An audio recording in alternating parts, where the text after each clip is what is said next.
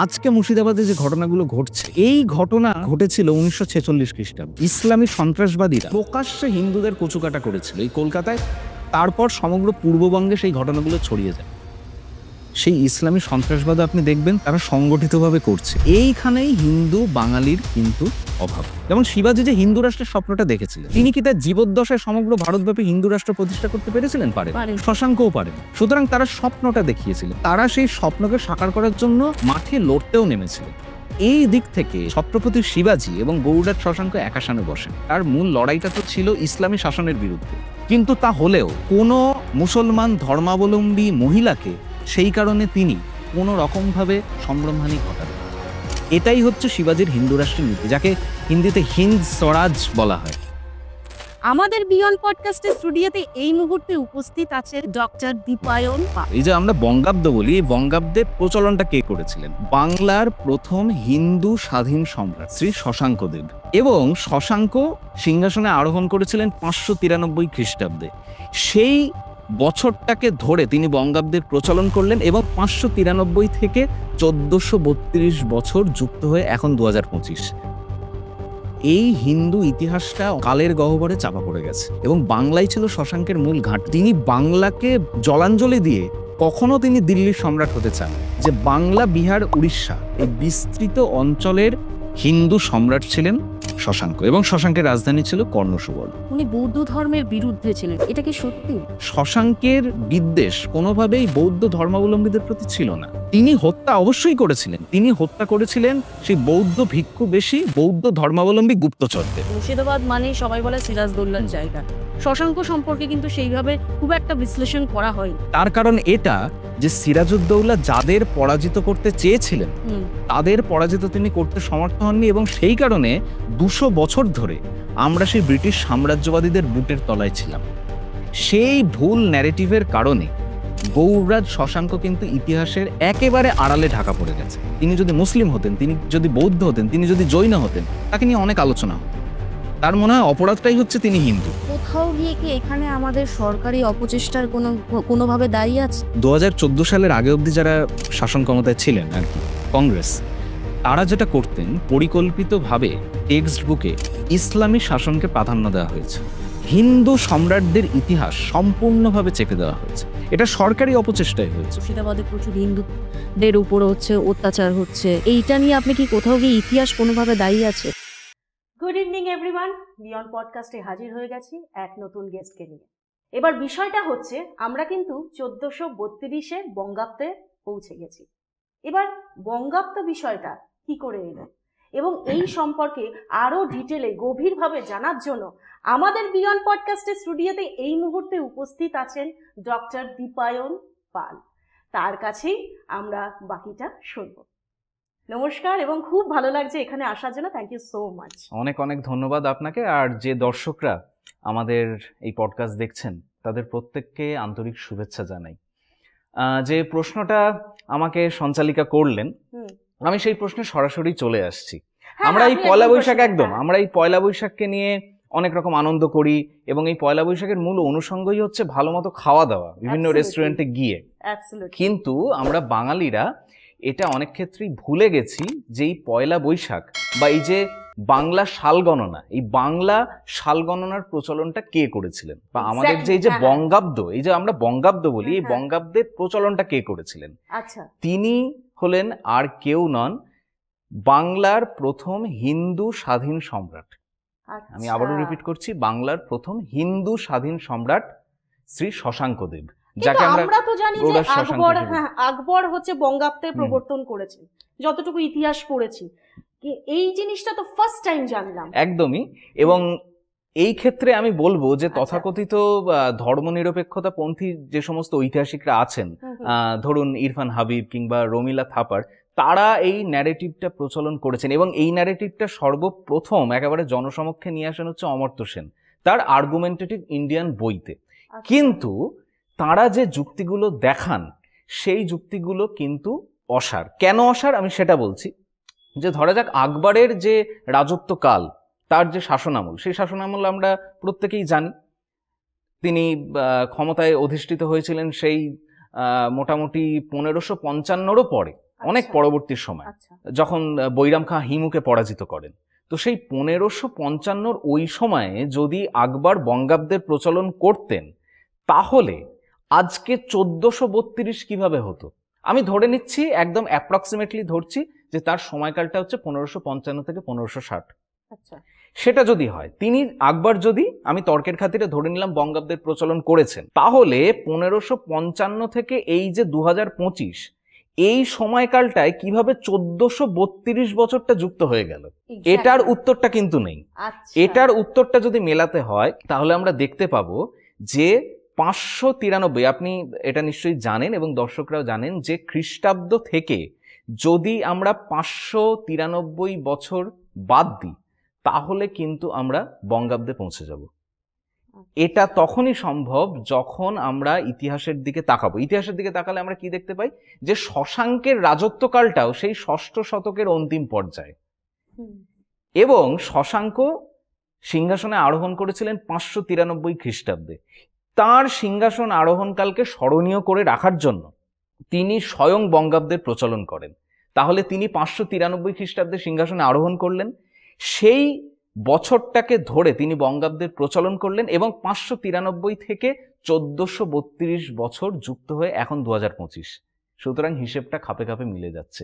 সুতরাং এই দিক থেকেই আমরা সহজ পরিষ্কার অঙ্কের বিষয়, আমি অঙ্কে খুবই কাঁচা, কিন্তু এইটুকু যোগ বিয়োগের অঙ্ক আমরা সবাই পারি। আচ্ছা সুতরাং সেই Absolutely. সহজ যোগ বিয়োগের অঙ্কে একথা বলাই যায় যে অঙ্কের দিক থেকেই আকবর কোনো অংশে বঙ্গাব্দের প্রচলন কিন্তু করেননি।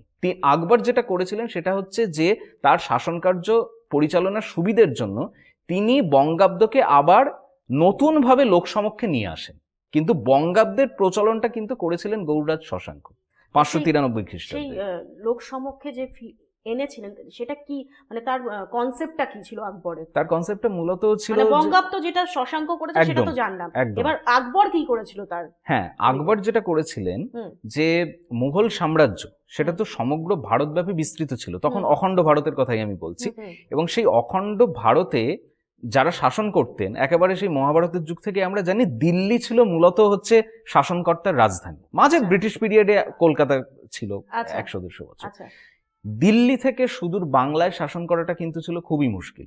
আচ্ছা সেই কারণে আকবর তখন ঠিক করেন যে বাংলার প্রচলিত কোনো বর্ষগণনা দিয়ে সেখানকার প্রজাদের যদি কোনো সুবিধে হয়, সেই দিক থেকে কিন্তু আকবর, এটাও আনুমানিক, তার কারণ আমি আনুমানিক এই কথাটা বলছি যে আকবর সম্বন্ধে আমরা সব থেকে ভালো জানতে পারি একটা গ্রন্থ থেকে, সেটা হচ্ছে আকবরেরই সভাকবি আবুল ফজলের লেখা আইনি আকবরী। আইনি আকবরীতে কিন্তু কোথাও আবুল ফজল এক লাইনের জন্য বলেননি যে আকবর বঙ্গাব্দের প্রচলন করেন। আইনি আকবরীতে একটা শুধু বর্ষগণনার কথা উল্লেখ আছে, সেটা হচ্ছে তারিকি ইলাহি। তারিকি ইলাহি। ইলাহি, আচ্ছা তারিকি ইলাহি বর্ষগণনা কোনোভাবেই কিন্তু বঙ্গাব্দ নয়। সুতরাং আকবর তারিকি ইলাহির প্রচলন করেন, এবং সেটা অনেকাংশে বঙ্গাব্দের সাথে মিলে যায়। এবং এই সুযোগটা নিয়ে পরবর্তীকালের এই ধর্মনিরপেক্ষতার ধ্বজাধারী বিভিন্ন পণ্ডিতকুল, কোট আনকোট, তারা বলে ওঠেন যে আকবর নাকি বঙ্গাব্দের প্রচলন করেছেন। অ্যাবসলিউটলি রং, সর্বৈব মিথ্যা।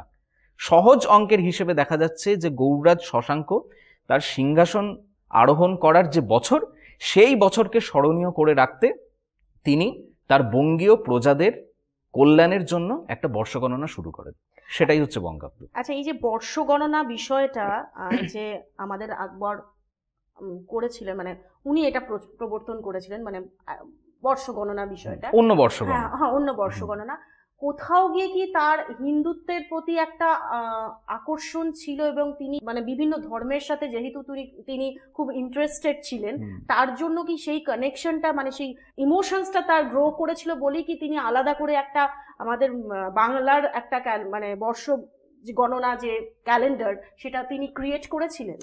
আর আমরা যদি মুঘল ইতিহাসটা দেখি, তাহলে কিন্তু দেখব যে মানে কোথাও গিয়ে তো আকবরকে ধর্মীয় রাজা বলা হতো না? হ্যাঁ, অবশ্যই। এবং তিনি একটা সমন্বয়কারী ধর্ম প্রচলন করেছেন, তাকে দ্বীনি ইলাহি বলা হয়, দ্বীনি ইলাহি। কিন্তু সেক্ষেত্রে হ্যাঁ, আমি এটুকু বলতে পারি যে ঔরঙ্গজেব যেরকম ধর্মান্ধ ছিলেন, আকবর সেরকম ছিলেন না। তার তো হিন্দু স্ত্রীও ছিল, আচ্ছা। আকবরের যে যোধাবাই হুম। তিনি তো হিন্দু রাজপুত স্ত্রী, সুতরাং সেই সময় তিনি নিয়ম করেছিলেন যে সাম্রাজ্য বিস্তার করার জন্য অনেক সময় তলোয়ারের বদলে মাধুর্যের আশ্রয় নেওয়া। আচ্ছা। সুতরাং সেক্ষেত্রে যদি তিনি কোনো রাজপুত পরিবারের মেয়েকে বিবাহ করতেন হুম। তাহলে খুব স্বাভাবিকভাবে সেই রাজপুত রাজ্য মুঘলদের বশ্যতা স্বীকার করত, যাকে মুঘলরা বন্ধুত্ব বলতো, কোট আনকোট বন্ধুত্ব, আসলে সেটা বশ্যতা। সুতরাং সেই দিক থেকে সেটা হচ্ছে একটা স্ট্র্যাটেজি।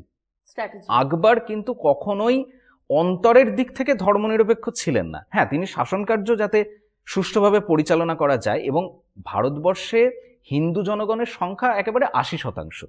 সুতরাং সেক্ষেত্রে ধর্মীয় সংখ্যালঘু শাসক হিসেবে তিনি যদি শাসন করেন, অবশ্যই তাকে সংখ্যাগরিষ্ঠ মানুষের মনোরঞ্জন করতে হবে। সুতরাং সেই দিক থেকে শাসন কার্যের একটা স্ট্র্যাটেজি হিসেবে আকবর কিন্তু ধর্ম নিরপেক্ষতাটাকে মোটামুটিভাবে বজায় রেখেছিলেন, যেটা তার পরবর্তী বংশধররা একেবারেই বজায় রাখেন। বঙ্গাব্দের যে প্রবর্তন আমরা তো জানলাম যে শশাঙ্ক করেছেন, এই শশাঙ্কর রাজনীতি মানে শশাঙ্ক কিভাবে নিজের রাজশক্তির বিস্তার করেছেন এবং সমগ্র বাংলায় কিভাবে তিনি সার্বভৌম একজন হিন্দু রাজা হয়ে উঠেছিলেন, সেটা একটু যদি আপনার বলেন। শশাঙ্কের সময়টা হচ্ছে গুপ্ত সাম্রাজ্যের একেবারে শেষের দিক, হুম। এবং শিলালিপিতে উল্লেখ করা হয়েছে, যে শিলালিপিগুলো পাওয়া গেছে সেখানে উল্লেখ করা হয়েছে যে শশাঙ্ক প্রথম জীবনে গুপ্ত সম্রাটের অধীন একজন সামন্ত রাজা ছিলেন। সেই গুপ্ত সম্রাটের নাম হচ্ছে মহাসেন গুপ্ত। আচ্ছা। কিন্তু শশাঙ্কর যেহেতু উচ্চাশা ছিল এবং রাজনীতিতে এগোনোর জন্য, সেটা আমরা 21 শতকেও দেখতে পাই যে যার উচ্চাশা নেই সে কিন্তু রাজনীতিতে এগোতে পারবে না। সুতরাং শশাঙ্ক ঠিক করলেন যে আমি শুধু সামন্ত রাজা হয়ে সারা জীবন সন্তুষ্ট থাকতে রাজি নই, এবং তার যোগ্যতাও ছিল, এবং তিনি সামরিক দিক থেকে অত্যন্ত প্রতিভাশালী একজন মানুষ ছিলেন। সুতরাং তিনি মহাসেনগুপ্তের অধীনতাকে অস্বীকার করে একসময় নিজেকে স্বাধীন সার্বভৌম হিন্দু সম্রাট হিসেবে ঘোষণা করলেন। কিন্তু শুধু ঘোষণা করলেই তো হলো না, শশাঙ্কের সব থেকে বড় বিপদ ছিল তাকে সব সময় দুদিক থেকে যুদ্ধ করতে হয়েছে। ঠিক এখন ভারতের অবস্থানটা যদি আমরা দেখি তাহলে কি দেখতে পাবো?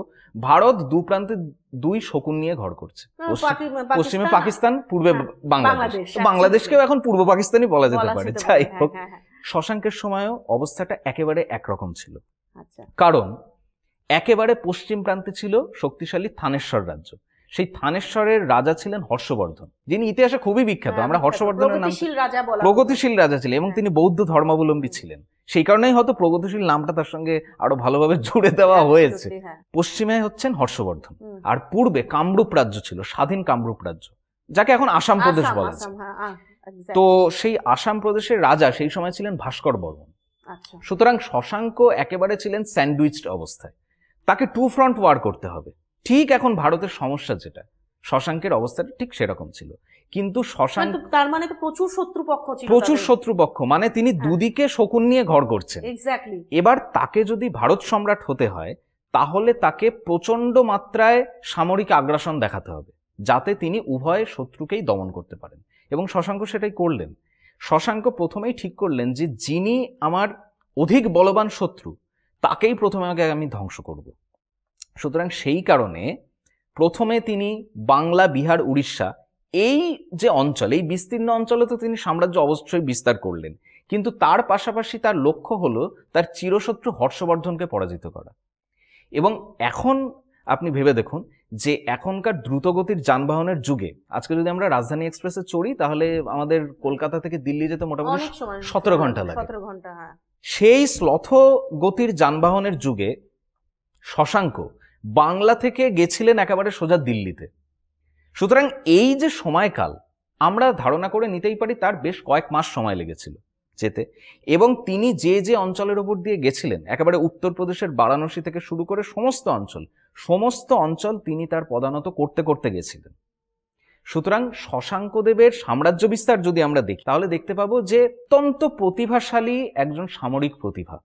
হর্ষবর্ধনের প্রগতিশীল সেই রাজ্য ব্যবস্থা যে ছিল, সেই হর্ষবর্ধনকে পরাজিত করার জন্য শশাঙ্ক রাজা যখন স্থলপথে যাত্রা শুরু করেছিলেন, তো সেখানে তো এরকম হতে পারে যে তারাও তো প্রচন্ড পাওয়ারফুল ছিল, তা তাদের সৈন্যরাও তো অপোজিট ভাবে তারাও তো অ্যাটাক করতে পারে, তো সেই রকম কোনো সমস্যার সম্মুখীন হয়নি কখনো? হ্যাঁ, অবশ্যই হয়েছিলেন, এবং সেই কারণেই শশাঙ্ক কিন্তু হর্ষবর্ধনকে পরাজিত এবং নিহত করা সত্ত্বেও তিনি কিন্তু সেখানে তার নিজস্ব সাম্রাজ্যটাকে বিস্তৃত রাখতে পারেননি। ঠিক যেভাবে আলেকজান্ডার ভারতের পশ্চিমাংশ দখল করা সত্ত্বেও তাকে ফিরে যেতে হয়েছিল, ঠিক সেভাবেই শশাঙ্কদেব যখন প্রথম কথা হর্ষবর্ধনের সাম্রাজ্য প্রবল শক্তিশালী ছিল, সেই কারণে প্রতি পদক্ষেপে তাদের সংঘর্ষ হতো এবং এই সংঘর্ষের ফলে একটা সময় দাঁড়ায় যে মানে ইতিহাসে এটা কথিত আছে যে হর্ষবর্ধনের সঙ্গে শশাঙ্কের একটা দ্বন্দ্বযুদ্ধ হয় এবং সেই দ্বন্দ্বযুদ্ধে শশাঙ্ক হর্ষবর্ধনকে পরাজিত এবং নিহত করেন। এটা কথিত আছে, কিন্তু ইতিহাসের বিশ্লেষণে যদি আমরা যাই তাহলে দেখতে পাবো যে এটা সত্যি হতেও পারে, নাও হতে পারে, কিন্তু হর্ষবর্ধন নিহত হয়েছিলেন এটা অনেকাংশেই আমরা বলতে পারি। এবং এই যে অনেকাংশে, আনুমানিক, এই শব্দগুলো যে আমি বলছি তার কারণ হচ্ছে যে এই হিন্দু ইতিহাসটা অনেক দিক থেকে কিন্তু কালের গহ্বরে চাপা পড়ে গেছে। একদম স্পষ্ট ইতিহাস আমাদের সামনে কিন্তু অনেকাংশেই নেই। সেই কারণে আমরা কিছু শিলালিপি থেকে যে তথ্যগুলো আমরা জানতে পারি সেই জায়গা থেকে কিন্তু আমরা বলতে পারি যে এই ঘটনাক্রমগুলো হয়েছিল। ভেতরে যে ইনার যে কোনো ঘটনা ঘটেছে সেটা খুব ডিটেলসে যাওয়াটা একটু মুশকিল। তবে হর্ষবর্ধন যে পরাজিত এবং নিহত হয়েছিলেন এটা আমরা বলতেই পারি। এবং আরো একটা বিষয় আমরা বলতে পারি যে শশাঙ্ক কিন্তু সেই পশ্চিমাঞ্চলে, অর্থাৎ যা এখন বর্তমানে রাজস্থান, সেই অঞ্চলে কিন্তু নিজের সাম্রাজ্য টিকিয়ে রাখতে পারেননি। তিনি জয় করেছিলেন কিন্তু তাকে আবার ফিরে আসতে হয়েছিল। তার কারণ তার মাথায় তখন ছিল যে তিনি যদি দীর্ঘদিন দিল্লিতে অবস্থান করেন তাহলে ওই যে কামরূপ রাজ্য আছে, সেই কামরূপ রাজ ভাস্কর বর্মন আবার তার নিজস্ব বাংলাকে আক্রমণ করবে এবং বাংলাই ছিল শশাঙ্কের মূল ঘাঁটি। তিনি বাংলাকে জলাঞ্জলি দিয়ে কখনো তিনি দিল্লির সম্রাট হতে চাননি। সুতরাং যেহেতু তাকে দুদিক থেকে লড়াই করতে হয়েছে, সেহেতু কিন্তু তিনি দিল্লি জয় করা সত্ত্বেও আবার তাকে ফিরে আসতে হয়েছে এই বাংলার বুকে। এবং তিনি যতদিন জীবিত ছিলেন আমরা এটা বলতেই পারি যে বর্তমানের যে ভৌগোলিক চেহারা তাতে আমরা বলতে পারি যে বাংলা, বিহার, উড়িষ্যা এই বিস্তৃত অঞ্চলের হিন্দু সম্রাট ছিলেন শশাঙ্ক এবং শশাঙ্কের রাজধানী ছিল কর্ণসুবর্ণ। তাহলে সমগ্র ভারতবর্ষে কি তার আধিপত্য বিস্তার করতে পারেনি সেইভাবে? না, সেক্ষেত্রে সমগ্র ভারত সম্রাট হিসেবে আমরা যা বলতে পারি, ঠিক যেভাবে আমরা পরবর্তী সময়ে ছত্রপতি শিবাজী বা ছত্রপতি সম্ভাজিকে দেখি বা পেশোয়া বাজিরাওকে দেখি, তারা সমগ্র ভারতে হিন্দু রাষ্ট্র স্থাপন করেছিলেন। মূলত আমরা বাজিরাওকেই বলবো আক্ষরিক অর্থে। শিবাজীর স্বপ্নটা দেখেছিলেন, সাকার করেছিলেন বাজিরাও। কিন্তু শশাঙ্কের দিক থেকে এই যে টু ফ্রন্ট ওয়ারের অসুবিধে, সেই অসুবিধাকে তাকে সম্মুখীন করতে হয়েছে। সুতরাং তিনি শত্রুকে পরাজিত করলেও সেখানে তাকে মাথায় রাখতে হয়েছে তার মূল ঘাঁটি যাতে ক্ষতিগ্রস্ত না হয়। সেই কারণে কিন্তু শশাঙ্ককে অখণ্ড ভারতের সম্রাট হিসেবে আমরা ঐতিহাসিক দিক থেকে খুব একটা বলতে পারি না। আমরা বলতে পারি বাংলা, বিহার, উড়িষ্যার প্রথম স্বাধীন সম্রাট। আমরা সেই হিসেবে শশাঙ্ককে আমরা দেখতে পারি। তিনি দিল্লি জয় করেছিলেন কিন্তু তার সাম্রাজ্যকে সমগ্র ভারতবর্ষ ব্যাপী বছরের পর বছর ধরে যেভাবে টিকিয়ে রাখা হয়েছিল বাজিরাওয়ের সময়, শশাঙ্ক কিন্তু সেটা করতে সমর্থ হননি বা তার পরিস্থিতিগত কারণে তিনি সেটা করতে পারেন। উনি বৌদ্ধ ধর্মের বিরুদ্ধে ছিলেন, এটা কি সত্যি? বৌদ্ধ ধর্মের বিরোধী না বৌদ্ধ ধর্মবেশী গুপ্তচরদের বিরোধী, এটা আমাদের ইতিহাস বিশ্লেষণে বুঝে নিতে হবে। প্রথম কথাই হচ্ছে যে শশাঙ্ককে একটা কি বলবো নেতিবাচক দিক থেকে একটা উপাধি দেওয়া হয়। সেই উপাধি দিয়েছিলেন চীনা পরিব্রাজক। সেই উপাধিটা হচ্ছে গৌড় ভুজঙ্গ। ভুজঙ্গ মানে হচ্ছে সাপ। তিনি গৌড়ের সাপ, গৌড়ের কালসর্প, এই ধরনের উপাধিটা শশাঙ্ককে দেওয়া হয়। কেন তাকে গৌড়াধিপতি বলা হয়? গৌড়াধিপতি তো বটেই, তিনি গৌড়ের সম্রাট ছিলেন, বাংলার সম্রাট গৌড়াধিপতি। কিন্তু এই অপবাদটা দেওয়া হয় উপাধি হিসেবে গৌড় ভুজঙ্গ, যেন বাংলার একটা কালসর্প। কেন এটা হয়েছে? তার কারণ ওই যে বললাম হর্ষবর্ধন বৌদ্ধ ধর্মাবলম্বী ছিলেন, আর অন্যদিকে শশাঙ্ক ছিলেন একেবারে হিন্দু ধর্মাবলম্বী, শৈব তিনি ছিলেন। হিন্দু ধর্মের বিভিন্ন ভাগ আছে, শাক্ত, শৈব, বৈষ্ণব, তিনি ছিলেন শৈব। এবার বিষয়টা হচ্ছে হর্ষবর্ধন মাঝে মাঝেই বিভিন্ন গুপ্তচরদের বা বলা যায় গুপ্ত ঘাতকদের প্রেরণ করতেন বাংলায় শশাঙ্ককে গুপ্ত হত্যা করার জন্য, এবং সেই গুপ্তচররা বৌদ্ধ ভিক্ষুর ছদ্মবেশেই আসত। বর্তমানের 21 শতকের রাজনীতিতে দেখুন প্রত্যেকটা দেশে কিন্তু পরস্পর বিরোধী গুপ্তচররা নিয়োজিত থাকে। আমাদের ভারতেও পাকিস্তানের গুপ্তচর আছে, আইএসআই এর গুপ্তচর, আবার র এজেন্টরা পাকিস্তানে আছে। এটা ওপেন সিক্রেট, সেই সময়ও ছিল। আবহমান কাল থেকে পরস্পর বিরোধী রাষ্ট্রের গুপ্তচররা পরস্পর বিরোধী রাষ্ট্রে অবস্থান করে। সুতরাং শশাঙ্ক থানেশ্বর রাজ্য আক্রমণের পরিকল্পনা করছেন, অথচ সেখানে হর্ষবর্ধন ঘুণাক্ষরেও জানছেন না, এটা হতে পারে না। আর রাজকর্মচারীদের উৎকোচ দিয়ে বা ঘুষ দিয়ে বশীভূত করার ব্যাপারটাও আবহমান কাল থেকেই আছে, ঘুষের প্রচলন। সুতরাং এক শ্রেণীর রাজকর্মচারী দুর্নীতিগ্রস্ত হয়েই থাকে, সেটা সেই কালেও ছিল, সেটা এ কালেও আছে, আমি বাস্তবটা বলছি। সুতরাং হর্ষবর্ধন জানতে পেরেছিলেন যে তাকে আক্রমণ করা হবে, সুতরাং তিনি সম্মুখ যুদ্ধে না গিয়ে ওই মহাভারতের দুর্যোধনের মতো তিনি শশাঙ্ককে গুপ্ত হত্যা করতে প্রয়াসী হয়েছিলেন, এবং তারা বৌদ্ধ ভিক্ষুর ছদ্মবেশে আসত। সুতরাং শশাঙ্ক যেটা করেছিলেন যে সেই সমস্ত গুপ্তচররা ধরা পড়লে, আজকে বর্তমান সময়ে কি করা হয়, গুপ্তচররা ধরা পড়লে তাদের প্রতি কি ট্রিটমেন্ট করা হয়? অবভিয়াসলি তাদেরকে মৃত্যুদণ্ড, পরিষ্কার। একদম। শশাঙ্ক সেটাই করেছিলেন। এবং সেই গুপ্তচররাও তো আসছে থানেশ্বর রাজ্য থেকে, তারাও বৌদ্ধ ধর্মাবলম্বী। এবার যদি আমি বলি যে ও বাবা, গুপ্তচররা বৌদ্ধ ধর্মাবলম্বী, তাদের মৃত্যুদণ্ড দেওয়া হয়েছে, সুতরাং তিনি বৌদ্ধ হত্যা করছেন, বিষয়টা তো তা নয়। শশাঙ্কের বিদ্বেষ কোনোভাবেই বৌদ্ধ ধর্মাবলম্বীদের প্রতি ছিল না। তিনি হত্যা অবশ্যই করেছিলেন, তিনি হত্যা করেছিলেন সেই বৌদ্ধ ভিক্ষুবেশী বৌদ্ধ ধর্মাবলম্বী গুপ্তচরদের। সুতরাং গুপ্তচরদের তারা ধরা পড়লে গুপ্তঘাতকদের হত্যা করাটা যে কোনো সম্রাটের অবশ্য কর্তব্য, এটা আমাদের বুঝতে হবে। শশাঙ্ক তার সাম্রাজ্য টিকিয়ে রাখার জন্য সেটাই করেছিলেন। তিনি তো গান্ধীজির মতো অহিংসা পরমধর্ম বলে গুপ্তঘাতককে বুকে জড়িয়ে নিতে পারেন না। রাজা রাজার ধর্মই করবে, এটা আমাদের হিন্দু শাস্ত্রে আছে যে ক্ষত্রিয়ের কাজ ক্ষত্রিয় করবে। শশাঙ্ক তাই করেছিলেন। শুনেছি যে শশাঙ্ক বোধিবৃক্ষ ছেদন করেছিলেন, এই বিষয়টা কি অ্যাকচুয়ালি? বোধিবৃক্ষ বৌদ্ধ ধর্মাবলম্বীদের কাছে অত্যন্ত একটি পুণ্যস্থান, এবং সেখানে আমাদের ইতিহাস বিশ্লেষণ করতে গেলে আমাদের যেহেতু নিরপেক্ষ থাকতে হবে, তাই এটা আমি বলতে পারি যে বোধিবৃক্ষ ছেদন করার ঘটনাটা কিন্তু সম্পূর্ণ রটনা নাও হতে পারে। তিনি সত্যিই বোধিবৃক্ষ ছেদন করতে পারেন, এবং আমরা যদি একটা মানুষের মনস্তত্ত্ব বিশ্লেষণ করি, তাকে একাধিক, আমি একটু আগে যেটা বললাম, একাধিক বৌদ্ধ ধর্মাবলম্বী গুপ্তচরদের শশাঙ্ককে হত্যা করতে হয়েছে, শশাঙ্ক তাদের মৃত্যুদণ্ড দিয়েছেন। সুতরাং সেই দিক থেকে সেই ঘটনাক্রম দেখে তার কিন্তু বৌদ্ধ ধর্মের প্রতি একটা বিদ্বেষ চলে আসতেও পারে। এটা তার মনস্তাত্ত্বিক দিক থেকে আমরা যদি বিচার করি তাহলে কিন্তু এই বিষয়টা উঠে আসে। সেটা কতটা সমর্থনযোগ্য বা নয় সেটা অন্য বিষয়, কিন্তু এই দিক থেকে বোধিবৃক্ষ তিনি ছেদন করেছিলেন, এটা সেই চীনা পরিব্রাজকদের লেখা থেকে পাওয়া যায়, এবং এটাকে খুব একটা আমরা উড়িয়ে দিতে পারি না। সুতরাং এক্ষেত্রে কিছুটা বৌদ্ধ ধর্ম অসহিষ্ণুতা সেটা শশাঙ্কের মধ্যে দেখা গেছে, এবং সেটা কেন দেখা গেছে তার কারণ হচ্ছে তাকে দীর্ঘদিন ধরে সেই বৌদ্ধ ধর্মাবলম্বী গুপ্তচরদের বিরুদ্ধে তাকে সংগ্রাম করতে হয়েছে। সুতরাং সেই দিক থেকে তার একটা নেতিবাচক ধারণা বৌদ্ধ ধর্ম সম্বন্ধে যদি জাগে, তাহলে শশাঙ্কর থেকে বেশি দোষ দেওয়া উচিত হচ্ছে সেই রাজ্যবর্ধন আর হর্ষবর্ধনদের, যারা নিয়মিত গুপ্তঘাতক পাঠাতেন শশাঙ্কের রাজ্যে। আচ্ছা, এই যে আসামের যে কামরূপ, হ্যাঁ, রাজ উনি ভাস্কর বর্মনকে যে পরাজিত করেছিলেন, এবং তার পাশাপাশি মালব্যরাজকেও সেখানে তিনি দক্ষিণ দিকে মালব্যরাজও তিনি পরাজিত করেছিলেন। তাহলে সেখানে কি তার রাজ্য বিস্তার করতে পেরেছিলেন, সক্ষম হয়েছিলেন?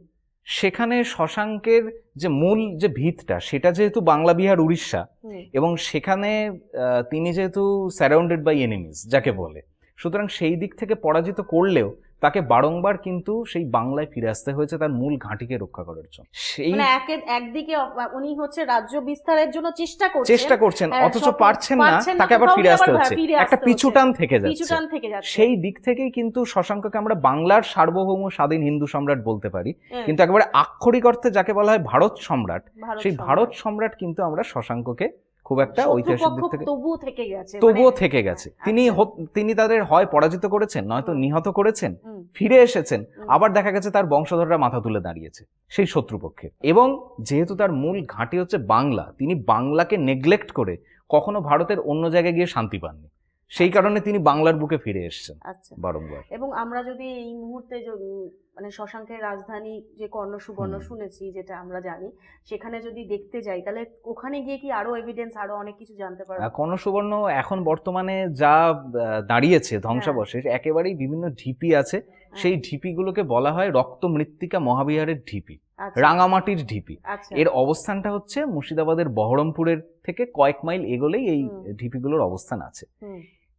সেই ঢিপিগুলোতে যারা ইতিহাস পিপাসু সেই সমস্ত মানুষজন অবশ্যই দেখতে পারেন, কিন্তু সেই ধ্বংসাবশেষ দেখে কারোর সুদূর কল্পনাতেও আসবে না যে ওরকম একটা অজ গ্রাম, একসময় বাংলা বিহার উড়িষ্যার রাজধানী কর্ণসুবর্ণ ছিল। এবং এই বিষয়টায় আমরা কিন্তু নিজেদেরই অনেকাংশে দোষ দিতে পারি। আমরা নিজেদের ইতিহাস সম্পর্কে এতটাই অসচেতন যে সেই কারণে আমরা নিজের বাংলার ইতিহাস আমরা সেভাবে রক্ষা করতে পারি। এই কানসোনা বিষয়টা তাহলে কাকে? কর্ণসুবর্ণেরই অপভ্রংশ হচ্ছে কানসোনা। সেই সময় সাধারণ মানুষ যেরকম এখন বনগ্রাম থেকে আমরা বনগা বলি, খড়দহ থেকে খড়দা বলি, ঠিক সেভাবে আপনি কর্ণসুবর্ণ, কর্ণ হচ্ছে কান আর সুবর্ণ হচ্ছে সোনা। সুতরাং কর্ণসুবর্ণ নামটা উচ্চারণ করতেন সেই সময় যারা উচ্চশিক্ষিত রাজন্যবর্গ ছিলেন। আর সেই সময় যারা গরিব প্রজা ছিলেন তাদের অত শিক্ষা দীক্ষা ছিল না, তারা যুক্তাক্ষর উচ্চারণও সেভাবে অতটা পারদর্শী ছিলেন না, যেরকম এখনো দেখা যায়। তারা কর্ণসুবর্ণের অপভ্রংশ হিসেবে কানসোনা উচ্চারণ করতেন। মানে আমাদের মুর্শিদাবাদের কথা যখন তুললেন, মুর্শিদাবাদ মানেই সবাই বলে সিরাজদৌল্লার জায়গা।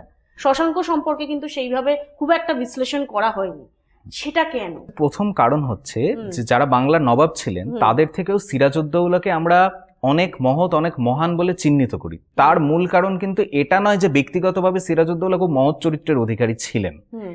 তার কারণ এটা যে সিরাজউদ্দৌলা যাদের পরাজিত করতে চেয়েছিলেন তাদের পরাজিত তিনি করতে সমর্থ হননি, এবং সেই কারণে 200 বছর ধরে আমরা সেই ব্রিটিশ সাম্রাজ্যবাদীদের বুটের তলায় ছিলাম।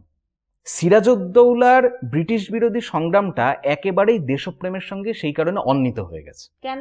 কারণ সেই সময়টা, কারণ আমরা পরবর্তী সময়টাকে আমরা দেখেছি যে সিরাজউদ্দৌলা পলাশির যুদ্ধে পরাজিত হলেন, তারপরে ব্রিটিশ শাসন ভারতে প্রচলিত হলো, এবং সেই ব্রিটিশ শাসন প্রচলিত হওয়ার ফলে কি হলো? আমাদের 200 বছরের পরাধীনতা। কিন্তু আমরা যদি ইতিহাস সঠিকভাবে বিশ্লেষণ করি তাহলে অনেক মানুষেরই হয়তো চমক লাগবে, কিন্তু আমরা নির্ভীকভাবে এই কথাটাই বলতে পারি যে এই যে বলা হয় সিরাজউদ্দৌলা বাংলার শেষ স্বাধীন নবাব ছিলেন, স্বাধীনটা কোন দিক থেকে বা স্বাধীনটা কোন প্রেক্ষিত থেকে? ব্রিটিশদের অধীনে আমরা পরাজিত ছিলাম, কিন্তু ইসলামী নবাবের শাসনেও কিন্তু হিন্দুরা পরাজিতই ছিল। সুতরাং আমাদের যে 200 বছরের পরাধীনতা বলা হয়, আসলে আমরা যদি সঠিক ইতিহাস বিশ্লেষণ করি তাহলে বলবো যে ভারতের হিন্দুরা 800 বছর পরাজিত ছিল। একদম সেই পৃথ্বীরাজ চৌহানকে যখন বিশ্বাসঘাতকতার ফলে হত্যা করেছিলেন মোহাম্মদ ঘড়ি, সেই 1200 খ্রিস্টাব্দ থেকে ভারতবর্ষের হিন্দুদের পরাধীনতার সূচনা। এবং হ্যাঁ, অবশ্যই সিরাজউদ্দৌলা অবশ্যই নিজে স্বাধীন ছিলেন, কিন্তু তার শাসনকালে হিন্দু প্রজারা কতটা স্বাধীন ছিল সেই বিষয়ে কিন্তু প্রশ্নটা উঠেই যায়। এবং এই দিক থেকে এই যে তথাকথিত একটা ধর্মনিরপেক্ষতা, এই যে একটা ন্যারেটিভ ছড়িয়ে দেওয়া হয়, সেই ভুল ন্যারেটিভের কারণে গৌড়রাজ শশাঙ্ক কিন্তু ইতিহাসের একেবারে আড়ালে ঢাকা পড়ে গেছেন। তার কারণ তিনি যদি অন্য ধর্মাবলম্বী হতেন, তিনি যদি মুসলিম হতেন, তিনি যদি বৌদ্ধ হতেন, তিনি যদি জৈন হতেন, তাকে নিয়ে অনেক আলোচনা হতো। তার মনে হয় অপরাধটাই হচ্ছে তিনি হিন্দু ছিলেন। এবং সেই কারণে শশাঙ্ক যে একজন স্বাধীন সার্বভৌম প্রথম স্বাধীন সম্রাট, সেই পরিচয়টা সম্পূর্ণভাবে ঢাকা চাপা দিয়ে রেখে দেওয়া হয়েছিল এতদিন। কোথাও গিয়ে কি এখানে আমাদের সরকারি অপচেষ্টার কোনোভাবে দায়ী আছে? সরকারি অপচেষ্টা তো অবশ্যই। তার কারণ আপনি দেখবেন যে 2014 সালের আগে অবধি, মানে 2014 সাল বলছি, অনেক দর্শক হয়তো বলতে পারেন যে আমি কি নির্দিষ্টভাবে বিজেপির ঘনিষ্ঠ বা সমর্থক, একেবারেই না, আমি ফ্যাক্ট বলছি। 2014 সালের আগে অবধি যারা শাসন ক্ষমতায় ছিলেন আর কি, কংগ্রেস, তারা যেটা করতেন পরিকল্পিতভাবে টেক্সট বুকে, যেটা এনসিইআরটির যে টেক্সট বুকগুলো হয়, এনসিইআরটির কাজই হচ্ছে সমগ্র দেশে শিক্ষা ব্যবস্থাকে সেই টেক্সট বুকের মাধ্যমে ছাত্রছাত্রীদের মধ্যে ছড়িয়ে দেওয়া। এবং সেই টেক্সট বুকে আপনি দেখতে পাবেন যে পরিকল্পিতভাবে ইসলামী শাসনকে প্রাধান্য দেওয়া হয়েছে, এবং মুঘল শাসনকে প্রধানত, মানে এমনভাবে মুঘল শাসনকে প্রজেক্ট করা হয়েছে যে অ্যাজ ইফ মুঘল শাসনের আগেও ভারতবর্ষ ছিল না, মুঘল শাসনের পরেও ভারতবর্ষ বলে কিছু থাকবে না। হিন্দু সম্রাটদের ইতিহাস সম্পূর্ণভাবে চেপে দেওয়া হয়েছে। এটা সরকারি অপচেষ্টায় হয়েছে। এবং 2014 সালের পর থেকে যারা ক্ষমতায় এলেন তাদের যেহেতু একটা হিন্দুত্ববাদী প্রবণতা আছে, তো তারা তাদের মতাদর্শের দিক থেকে এই বিষয়গুলোকে সরিয়ে দিয়েছেন এবং এই ঢাকনাটাকে খুলে দেওয়া হয়েছে, যার ফলে এখন শশাঙ্কের কথা আমরা জানতে পাচ্ছি, ছত্রপতি শিবাজি, ছত্রপতি সম্ভাজির কথা আমরা জানতে পাচ্ছি, রানা প্রতাপ সিংহ, হেমচন্দ্র বিক্রমাদিত্য, তাদের কথা আমরা জানতে পাচ্ছি।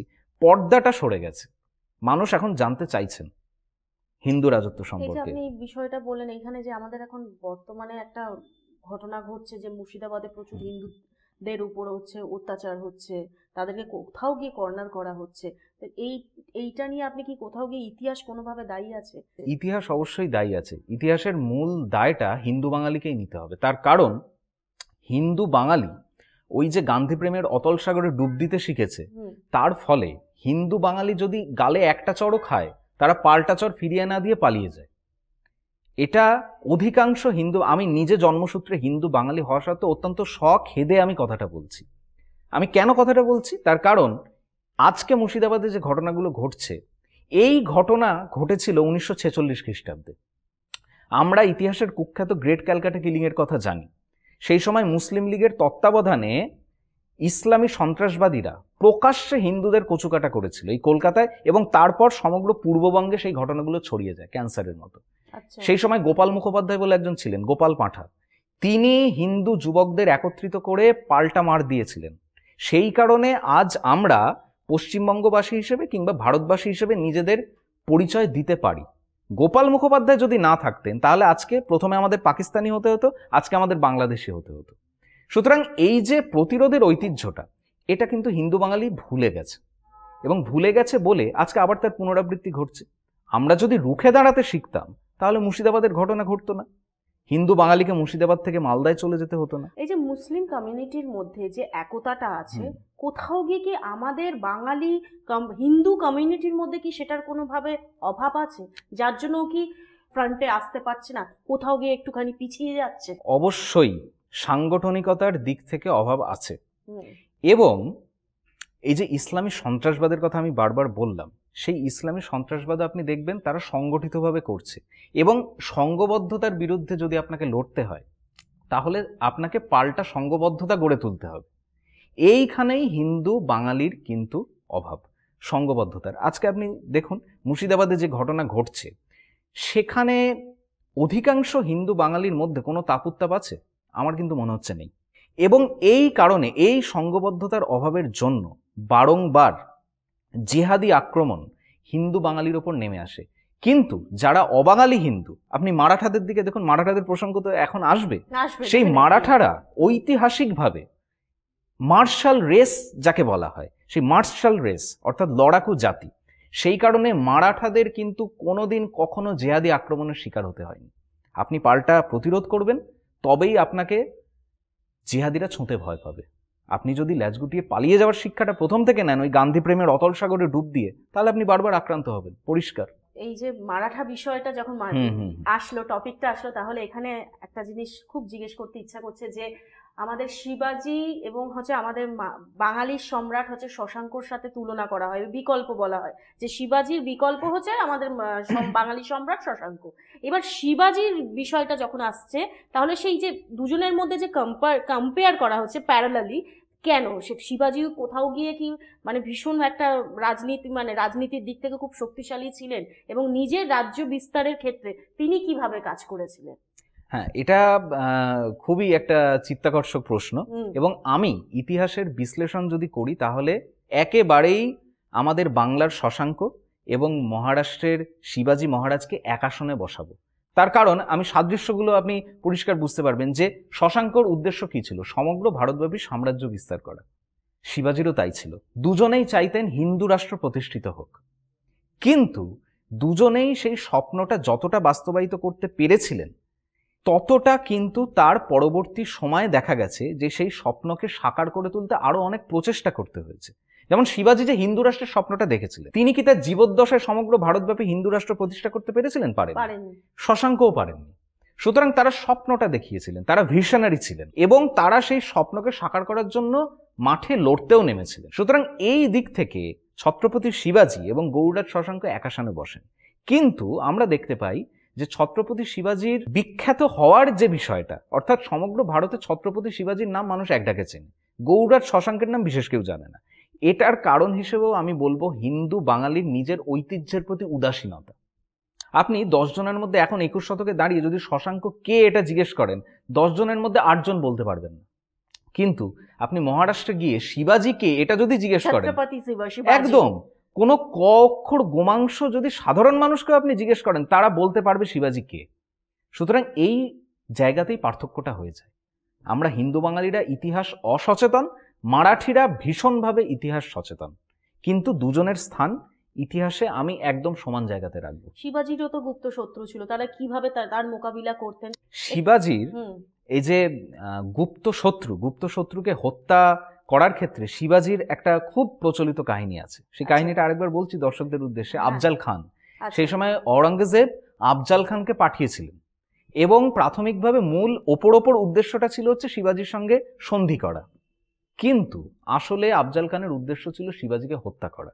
শিবাজি গুপ্তচর মারফত সেই খবরটা পেলেন, তারপর একটা বর্ম পরিধান করলেন এবং নিজের হাতের নখের ভেতরে এখানে একটা বাগনখ, যে বাগনখ এখন ব্রিটিশ মিউজিয়ামে আছে, ফিরিয়ে আনার কথা চলছে, সেই বাগনখটা পড়ে নিলেন।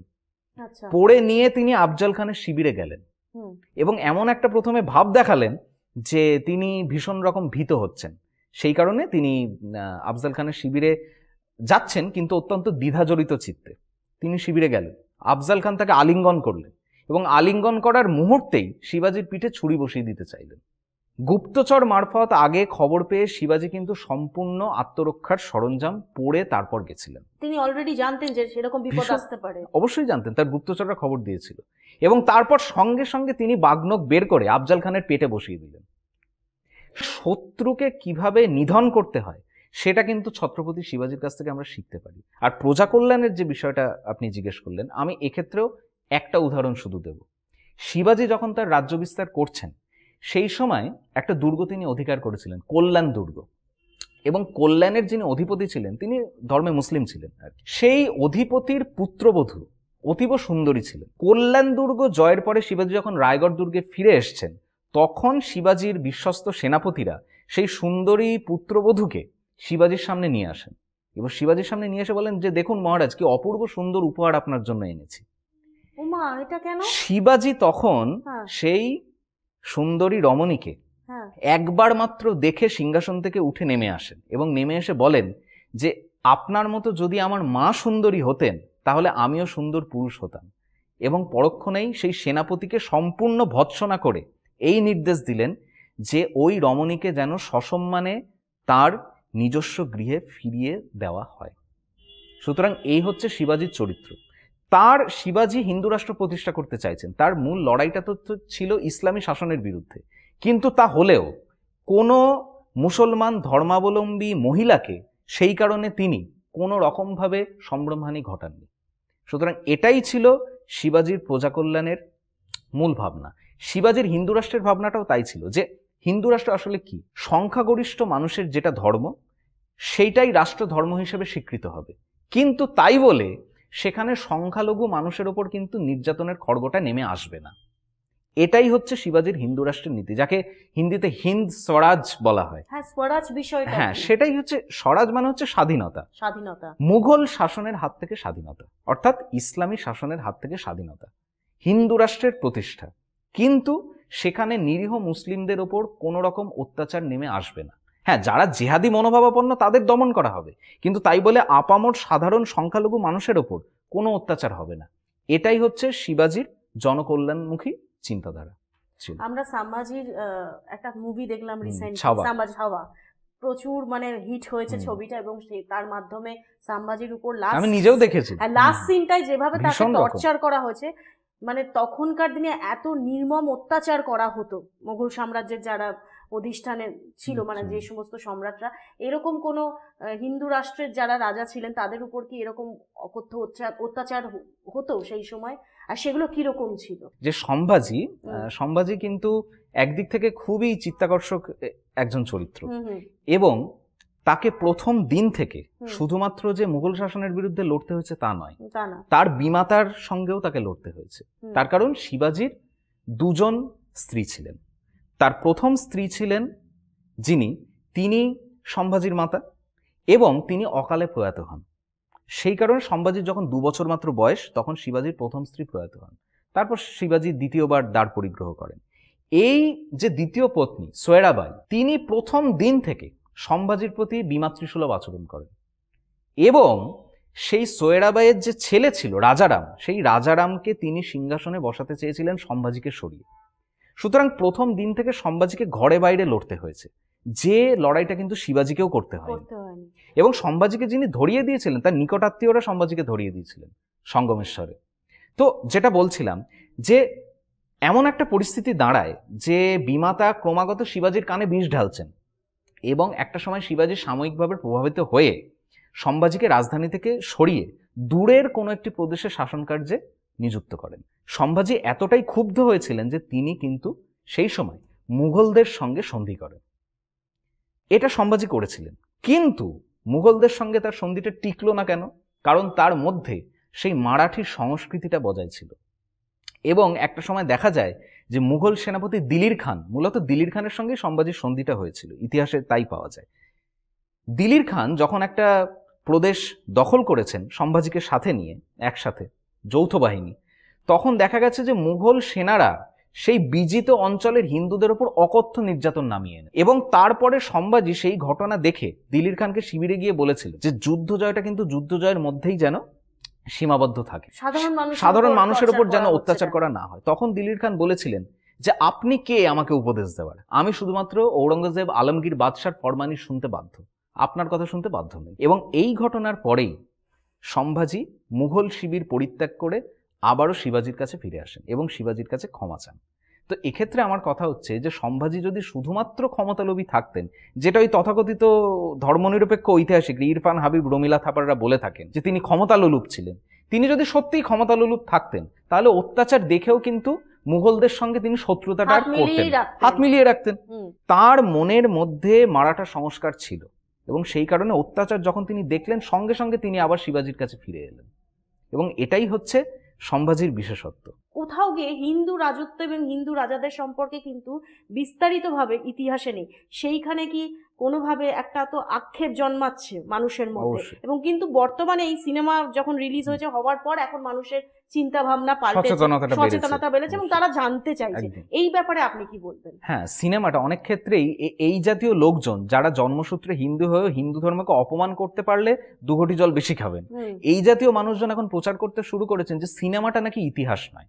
হ্যাঁ, সিনেমাটা অবশ্যই ইতিহাস নয়, ইতিহাসের যা ঘটনা সিনেমাতে তাকে পুনর্নির্মাণ করা হয়, কিন্তু একটা সিনেমার উদ্দেশ্যটা কি সেটার উপর নির্ভর করে যে সেই সিনেমা ইতিহাসের দর্পণ হয়ে উঠতে পারছে কিনা। ঐতিহাসিক চলচ্চিত্র আমরা কাকে বলি? যে ইতিহাসের ঘটনাগুলো আমরা বিশ্বাসযোগ্যভাবে যদি সেই চলচ্চিত্রে প্রতিস্থাপিত করতে পারি তাকে আমরা সঠিক ঐতিহাসিক চলচ্চিত্র বলতে পারি। ছাওয়া আমি নিজে দেখেছি এবং নিজে দেখে আমার মনে হয়েছে এটি একটি সঠিক ঐতিহাসিক চলচ্চিত্র। এবং যে অত্যাচারের ঘটনাটা আপনি বললেন একদম শেষে সম্ভাজির ওপর করা হয়েছে, আমি তো বলবো যে ছাওয়াতে একটা ভুল হয়েছে, তার কারণ সম্ভাজির ওপর আরো বেশি অত্যাচার হয়েছিল, ছাওয়াতে সেটা দেখানো হয়নি। মূল যে অত্যাচারটা হয়েছিল, ঔরঙ্গজেব যেটা করেছিলেন, সম্ভাজির প্রত্যেকটা অঙ্গ তিনি কেটে ফেলেছিলেন এবং তারপরে সম্ভাজিকে হত্যা করা হয়েছিল এবং প্রত্যেকটা ক্ষতস্থানে নুন ছড়িয়ে দেওয়া হয়েছিল, তার চোখ উপড়ে নেওয়া হয়েছিল, তার জিভ কেটে নেওয়া হয়েছিল। সুতরাং ঔরঙ্গজেবকে কেন আমরা ঘৃণিত চরিত্র বলি? এই কারণেই বলি যে তার অত্যাচারের কোনো সীমা সংখ্যা নেই। এবং শুধু যে তিনি অন্য ধর্মের মানুষদের হত্যা করেছিলেন তা নয়, তিনি তার নিজের দাদাকে পর্যন্ত হত্যা করেছিলেন। দারাশিকো, জানি দারাশিকো অত্যন্ত ধর্মনিরপেক্ষ একজন মানুষ ছিলেন, তিনি রামায়ণ মহাভারতের ফার্সি অনুবাদ করেছিলেন। তো দারাশিকো যেহেতু ধর্মনিরপেক্ষ, তাই ধর্মান্ধ ঔরঙ্গজেব নিজের দাদাকে হত্যা করে সেই দাদার কাটা মাথা শাহজাহানের সামনে উপহার হিসেবে পাঠিয়েছিলেন। এই হচ্ছে ঔরঙ্গজেব। সেই কারণে এখন মহারাষ্ট্রে দাবি উঠেছে ঔরঙ্গজেবের কবরকে ধূলিসাৎ করে দিতে। আমি তো খুব একটা অযৌক্তিক বলতে পারি না দাবিটিকে। এবং যেভাবে সম্ভাজিকে অত্যাচার করা হয়েছিল, অত্যাচারটা কেন করা হয়েছিল? ঔরঙ্গজেব বলেছিলেন যে তোমার ওপর কোনো অত্যাচার হবে না যদি তুমি তোমার হাতে থাকা 250টি দুর্গ মুঘলদের হাতে ফিরিয়ে দাও এবং তুমি ইসলাম ধর্ম গ্রহণ করো। সম্ভাজি তাতে রাজি হয়নি এবং নিজের ধর্মের প্রতি মানুষের কতটা ভালোবাসা থাকলে এই বিভৎস অত্যাচারের পরেও তিনি নিজের একই স্ট্যান্ড পয়েন্টে স্টিক করে থাকতে পারেন। সম্ভাজি সুতরাং দেখতে গেলে নিজের ধর্মের প্রতি যে ভালোবাসা, সেটার একটা আদর্শতম উদাহরণ হচ্ছেন ছত্রপতি সম্ভাজি। এই যে এত বড় সম্ভাজি আত্মত্যাগ দিলেন এবং শেষ মুহূর্ত পর্যন্ত, মৃত্যুর আগে পর্যন্ত তিনি পুরো অত্যাচারটা সহ্য করে গেলেন, অথচ সেইখানে শিবাজি, ছত্রপতি শিবাজিকে কেন এত মারাঠারা প্রাধান্য দেয় সেখান থেকে, মানে সম্ভাজিকে না দিয়ে? যেহেতু তার হচ্ছে রাজ্য বিস্তারটা খুবই অল্প পরিসর ছিল, তাই জন্য না তাকে কি এতটা ইম্পর্টেন্স দেওয়া হয়? না, মারাঠাদের ক্ষেত্রে এখন ওই বারবারই আমি বলবো যে ধর্মনিরপেক্ষ ঐতিহাসিকরা এক্ষেত্রেও একটা চাল চেলেছেন। সেই চালটা হচ্ছে মারাঠাদের মধ্যে একটা বিভাজন করে দেওয়া, অ্যাজ ইফ তারা শিবাজিকে বেশি গুরুত্ব দেন, সম্ভাজিকে কম গুরুত্ব দেন। সেটা নয়। মারাঠাদের ক্ষেত্রে একেবারেই শিবাজি এবং সম্ভাজি হলেন তাদের কাছে দেবতার সমতুল্য এবং অবশ্যই তারা শিবাজিকে অধিক মর্যাদা প্রদান করেন এই কারণে যে শিবাজি হচ্ছে মারাঠাদের কাছে ফাদার অব দ্য নেশনের মতো, একেবারে জাতির জনক। কারণ তিনি হিন্দু রাষ্ট্রের স্বপ্নটা দেখেছিলেন এবং তিনি সরাসরি সেই স্বপ্নটাকে বাস্তবায়িত করার জন্য মাঠে নেমেছিলেন। আর সম্ভাজি করেছিলেন যেটা, সেটা হচ্ছে যে তার নিজের পিতার যে স্বপ্ন, সেই স্বপ্নকে আরো এগিয়ে নিয়ে যাওয়া। সুতরাং প্রথম যিনি স্বপ্নটা দেখবেন, মানুষের মনের মধ্যে আবশ্যিকভাবেই তার প্রতি সম্মানটা হয়তো 1% বেশি থাকবে। যিনি সেই কাজটা এগিয়ে নিয়ে যাবেন তার প্রতিও সম্মান থাকবে, কিন্তু সেখানে কোথাও যেন 1% একটা তারতম্য থেকে যায়। কিন্তু তার মানে এটা কখনোই নয় মারাঠারা সম্ভাজিকে কম গুরুত্ব দিচ্ছেন, একেবারেই নয়। তাদের দুজনের মানে চোখের দুই নয়নের মণির মতো তাদের কাছে শিবাজি এবং সম্ভাজি অবস্থান করেন, কেউ নুনো নয়। খুব ভালো লাগলো আজকের এপিসোডটা আপনার সাথে আলোচনার মাধ্যমে। আমাদের নতুন জেনারেশন আরও অনেক কিছু জানতে চাইছে ইতিহাস সম্পর্কে। এই নতুন ইতিহাস সম্পর্কে আপনি যদি আপনার তরফ থেকে কিছু সাজেশন দেয় আমাদের ভিউয়ার্সদের। হ্যাঁ, প্রত্যেককেই বলছি যে এনসিইআরটির আশায় কেউ বসে থাকবেন না। তার কারণ এখনো পর্যন্ত নতুন শাসক ক্ষমতায় এলেও একটা এনসিইআরটি সিলেবাস বদল করতে কিন্তু সেটা সময় সাপেক্ষ ব্যাপার, সেটার একটা নির্দিষ্ট প্যাটার্ন থাকে। তাই প্রত্যেককে বলবো, আমি একটা বইও সাজেস্ট করব প্রত্যেককে সম্ভাজির ওপরে, সেটা হচ্ছে যে মেধা দেশমুখ ভাস্করনের life and death of Sambhaji Maharaj. এবং ছত্রপতি শিবাজির ওপর যদি পড়াশোনা আপনারা কেউ করতে চান তাহলে অতি অবশ্যই সেখানে একটা মারাঠি এডিশন আছে, সেটার হিন্দি এডিশনও সম্ভবত বেরিয়েছে, শিব চরিত্র বলে। এই জাতীয় বইগুলো পড়বেন এবং অতি অবশ্যই হিন্দু ধর্ম সম্পর্কে সচেতন হবেন। এই সচেতনতাটা মুছে যাচ্ছে বলেই কিন্তু আজকে গৌড়রাজ শশাঙ্ক ঢাকা পড়ে গেছেন, শিবাজি সম্ভাজি আবৃত হয়ে গেছেন এবং মুর্শিদাবাদ থেকে পালিয়ে মালদায় হিন্দু বাঙালিকে চলে যেতে হচ্ছে। সুতরাং নিজের ধর্মের প্রতি আস্থা রাখুন, নিজের ধর্মকে ভালোবাসুন এবং হিন্দু ধর্মাবলম্বী ইতিহাসটা জানার চেষ্টা করুন। খুব ভালো লাগলো আজকের এপিসোডটা। এই এপিসোডের মাধ্যমে আমরা অনেক ঐতিহাসিক তথ্য স্যারের কাছ থেকে পেলাম। আগামী দিনে এই স্যারকে নিয়ে আরও অনেক এপিসোড করব এবং এই এপিসোডের মাধ্যমে ঐতিহাসিক তথ্য সম্পর্কে আরও অনেক জানবো, কারণ অনেক কিছু জানা বাকি আছে।